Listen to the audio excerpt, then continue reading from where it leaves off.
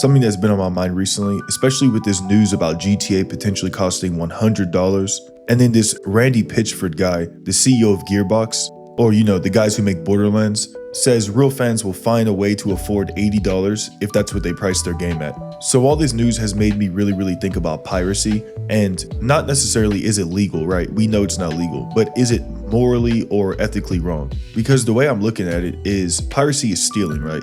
Well, what is stealing? Stealing is taking something that's not yours, taking something from someone, right? The whole problem with stealing, what makes stealing wrong, is you're taking something that someone earned or made, you're removing that from their possession, and now that's yours. If I come to your house and you have a DVD of Marvel's Avengers, and I take that DVD and I bring it to my house, now you no longer have that, and now it's mine, I own it now. But that's not what piracy is. Piracy is me coming to your house, putting in your DVD in your DVD player and watching it. Or you could say piracy is sitting at the dentist office and them having a movie playing on the TV and you're watching it. You didn't pay for that, but no one thinks that's wrong, right?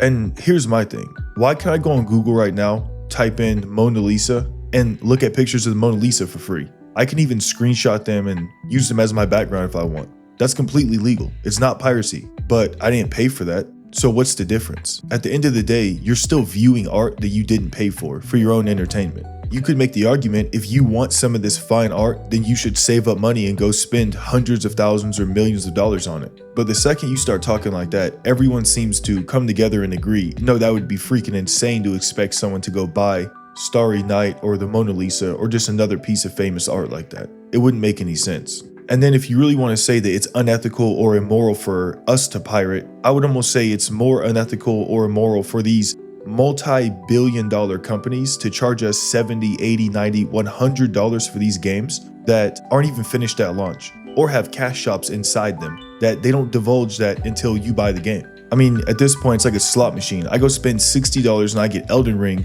a fully finished game, tons of gameplay, super well crafted, amazing experience, or I spend $10 more and I get something like Star Wars Outlaws. I mean, at this point, piracy is damn near just going to a car shop and test driving a car. And they're telling us, no, how dare you want to test drive it? You should buy it first. And that's just games. If we talk about TV shows or movies, you're telling me I pay $20, $25+ for each streaming service, and then I have to watch ads. And then on top of that, when a new movie releases, like on Disney, I have to pay to rent that movie on the streaming service I already paid for. Oh, and these prices aren't cheap. It's not $3 to go watch the new movie on that streaming service. It's $20 to $30 to go watch that movie. I'm paying another month's worth of pay to go watch this movie on the streaming service that I already freaking pay for. Oh, but go download that movie illegally, go watch it. Oh yeah, you're basically Jeffrey Epstein at this point. The thing is that these companies, they act like if you pirate something, that's the same as walking into a small business or a bank and just robbing it blind.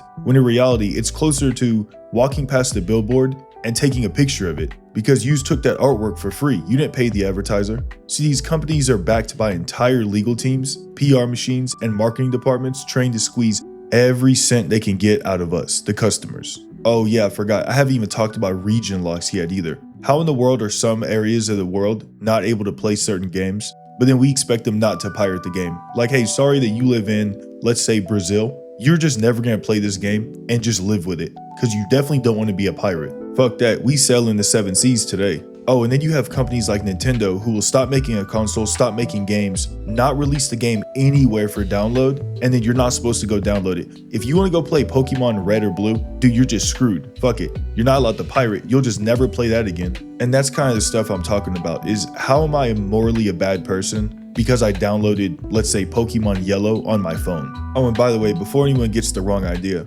I don't even really pirate games, to be honest with you, other than things like that, like downloading a Pokemon game on my phone, things like that. I don't really pirate AAA games. I think if you like a developer, you like a game, you actually should go support it. I'm strictly talking about the people who do pirate games. I don't view them as evil or morally wrong people. Because at the end of the day, if you look at it from like a psychological standpoint, humans, we like to do things that save us time. We like to do the easy route, right? We like to just take the easy route. And dude, pirating something, going to a shady website, downloading it, risking your entire damn computer, that's not the easy route. The easy route is to go on Steam and just buy it, right? That's why you have people who won't use Xbox Game Pass and things like that, because the easier thing to do is have all your games sitting on Steam. If people are pirating your game or your movie, it's not because they're just poor or lazy. It's because you have shady ass business practices that you've burned the bridge of trust with them. I promise you 99.9% of gamers would much rather just go on Steam and buy their shit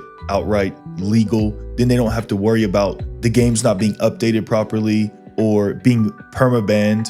But whenever companies start coming out saying our games are gonna start at $80 or our games are gonna start at $100, dude, pirating's gonna get way worse. Or even worse, you have Nintendo out here saying if you modify the Switch 2 at all, they will remote access your Switch and terminate that bitch, bro. You will just never be able to use your Switch 2 that you paid for. The actual console that you're holding in your hands will just be a brick at that point. But always remember, you guys save up $80 to buy that new Mario Kart. Oh, and there's no hope of that shit ever going to PC. But honestly, if you really like something, you should go support it financially. It helps the companies out and it lets them know to make more of it. Whenever I go on YouTube and I'll hear some new album on YouTube, if I really like it, I'll actually go buy the album myself just to kind of, support the millionaire, I guess you could say. Obviously that's a joke, but in reality, it actually does help them. So I'm not telling anyone to go pirate. I'm not telling anyone to break the law. I'm just saying, if you sit me down in the police station and there's 4 suspects, one has committed murder, one has committed a sexual assault, one punched an old lady in the face, and one pirated a video game, I'll tell you right now, the dude who pirated the video game, that man's going home that day. But hey, I could be wrong. My opinion could be completely wrong. If you think piracy is absolutely morally and ethically wrong, let me know in the comment section. Throw your point down there. You may change my mind. But with that, if you liked the video, please go press the like button, subscribe. We're trying to hit 100 subs by the end of the year. And honestly, I think we can do it. But with that, I'm gonna see y'all next time. So stay safe out there.